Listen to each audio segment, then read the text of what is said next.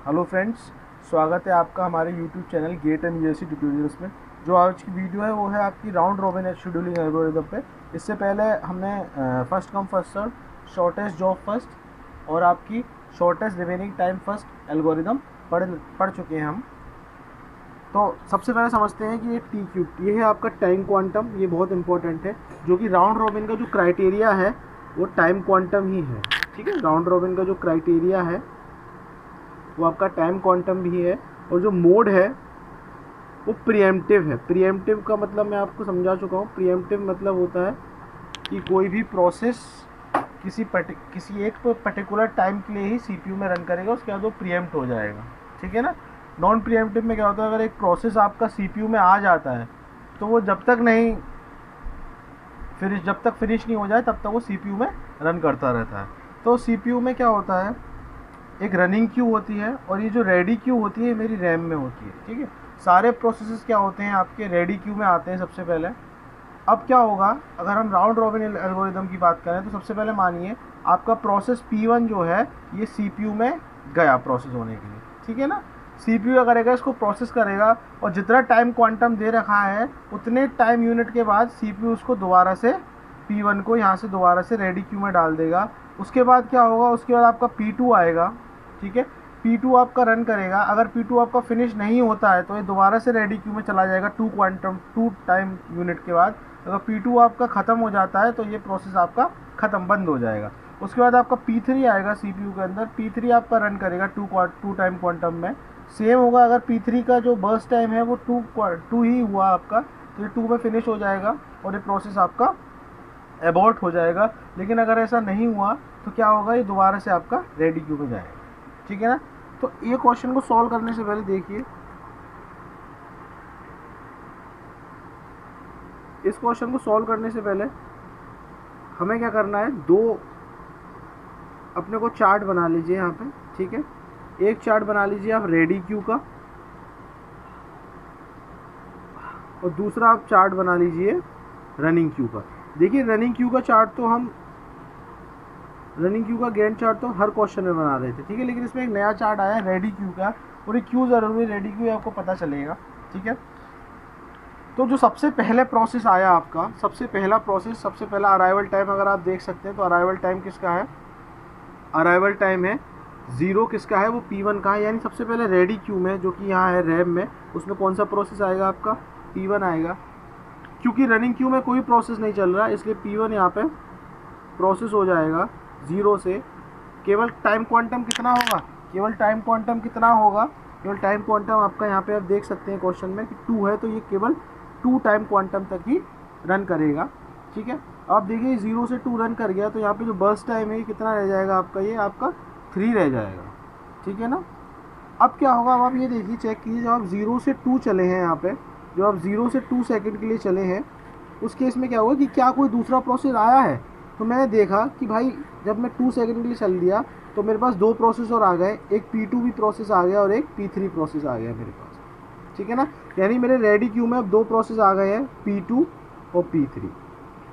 ठीक है, ये वाला जो पार्ट है बेटा, इस वाले पार्ट पे क्या होगा, इस वाले पार्ट पे कंटेक्स्ट स्विचिंग होगी। इस वाले पार्ट पे कंटेक्स्ट स्विचिंग होगी। कंटेक्स्ट स्विचिंग का मतलब है कि P1 अपने जो भी है उसने प्रोसेस करा उस सबको सेव करेगा इन अ फॉर्म ऑफ PCB, और ये दोबारा से क्या होगा, दोबारा से ये रेडी क्यू में चला जाएगा। यानी दोबारा से अब आपका P1 कहाँ आ गया, रेडी क्यू में आ गया। ठीक है, दोबारा से P1 आपका रेडी क्यू में आ गया। सबसे पहले क्या हुआ, सबसे पहले P1 आया आपका रनिंग क्यू में जैसे ये टू टाइम यूनिट तक चला, उस केस में क्या हुआ, हमने देखा कि 2 टाइम यूनिट तक क्या कोई और प्रोसेस आ रहे हैं, हमने देखा P2 P3 दोनों आ गए, तो P2 P3 हमने दोनों रेडी क्यू में रख दिए। अब ये जो P1 है ना, ये आपको ध्यान रखना है, P1 यहाँ नहीं आएगा P2 की जगह। ठीक है, P1 हमेशा एंड में ही आएगा। क्यों, क्योंकि जितनी देर में अपने जो भी इसका डेटा है उसको सेव कर रहा होगा, उतनी देर में रेडी क्यू में 2 प्रोसेस और आ गए होंगे। ठीक है, नेक्स्ट चलते हैं। अब आपका रनिंग क्यू में कौन सा आएगा, अब आपका रनिंग क्यू में आएगा P2 भी आपका 2 टाइम यूनिट तक चलेगा तो ये 4 हो जाएगा। P2 का बर्स्ट टाइम आपका 4 था, यानी अभी कितना रह गया, 2 रह गया। ठीक है ना।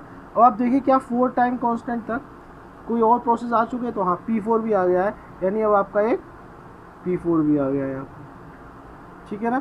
उसके बाद P2 के लिए यहाँ पे कंटेक्ट स्विचिंग होगी, P2 अपने सारे कंटेंट्स को सेव करेगा, दोबारा से P2 कहाँ चला जाएगा, आपका रेडी क्यू में चला जाएगा, ठीक है। अब क्या आएगा आपका, अब आपका P3 आएगा।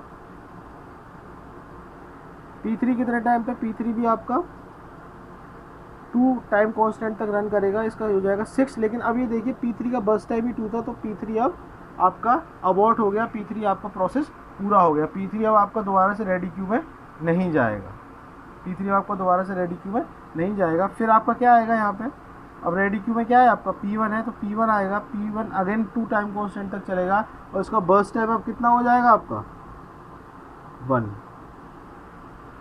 ठीक है। अब सारे प्रोसेस तो आए, कोई प्रोसेस आएगा नहीं, तो P1 दोबारा से अब कहाँ पे सेव हो जाएगा आपका, यहाँ से नीचे आ गया था, दोबारा से आपका P1 रेडी क्यू में सेव हो जाएगा। अब क्या आएगा रेडी क्यू में, अब आपका P4 आएगा, P4 का अब आपका P4 चलना चाहिए था आपका 2 टाइम कांस्टेंट तक, लेकिन देखिए P4 का बस टाइम केवल एक ही है, तो 1 टाइम कांस्टेंट पे ये पूरा हो जाएगा और यहाँ आपका 0 हो जाएगा, ठीक है ना। नेक्स्ट प्रोसेस आएगा P2 कितने टाइम कांस्टेंट तक चलेगा, 2 ही तक चलेगा और बस टाइम भी इसका 2 ही है, क्योंकि टाइम क्वांटम तक ही चलता है, ठीक है। तो ये आपका हो गया 11। उसके बाद आपका कौन सा प्रोसेस आएगा, उसके बाद आपका क्या बचा है, सिर्फ P1 ही बचा है और P1 का भी केवल एक बचा है, ठीक है, एक बस टाइम बचा, तो एक ही तक चलेगा, चलना तो उसको 2 तक चाहिए था, लेकिन एक ही में आपका कंप्लीट हो जाएगा, ठीक है।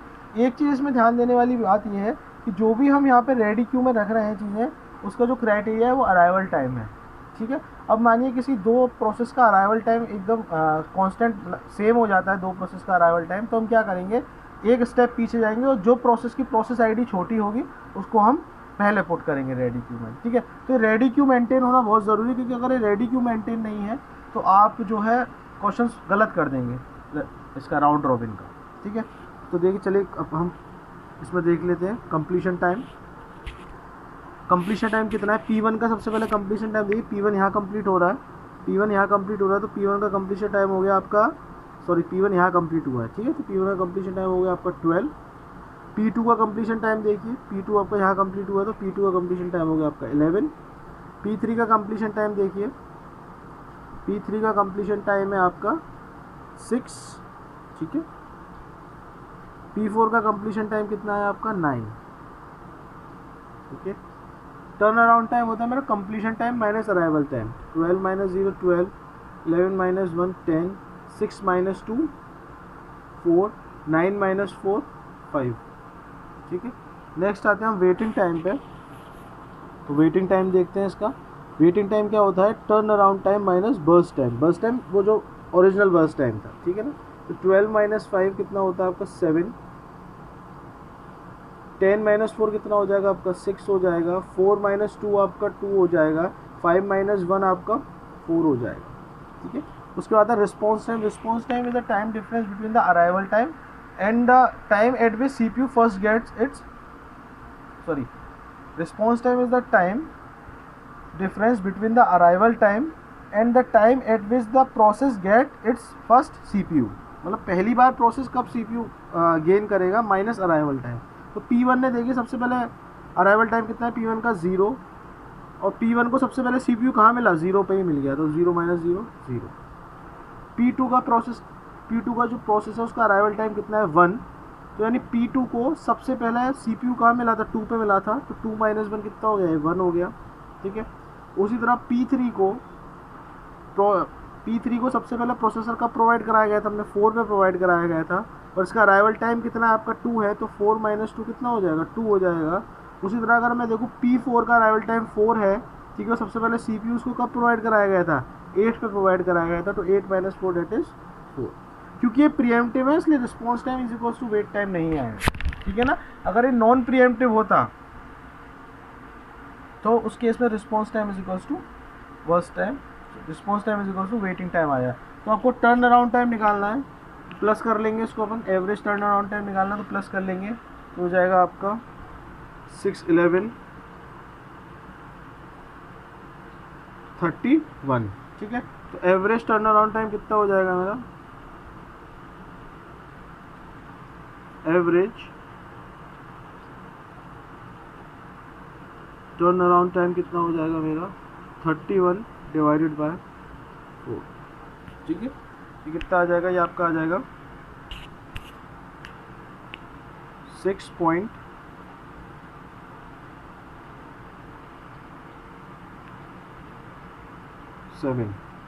6.7 कुछ हो जाएगा आपका, ठीक है। तो average waiting turn around time आपका 6.7 हो जाएगा। तो आई होप आपको हमारी वीडियो पसंद आई होगी। उसको आप जितना शेयर कर सकते हो उतना शेयर करिए, ठीक है, ताकि जो भी नीडी पीपल्स हैं उनको मदद मिल सके।